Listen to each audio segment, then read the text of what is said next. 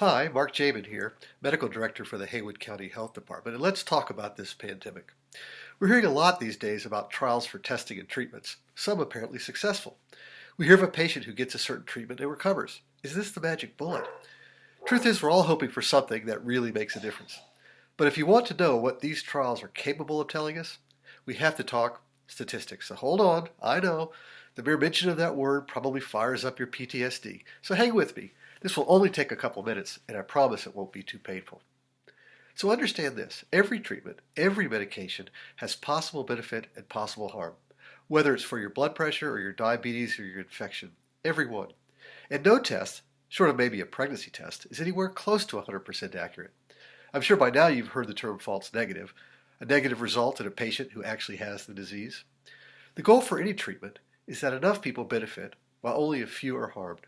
The goal for a test is the most reliable way to tell what you're really dealing with. So researchers look for way more benefit than harm, and at least a reasonable degree of accuracy.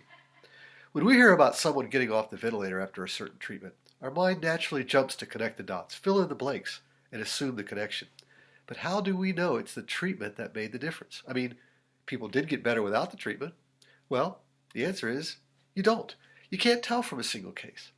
Because if you extend the intervention to 9 more, it's just as possible that you find out they all did worse.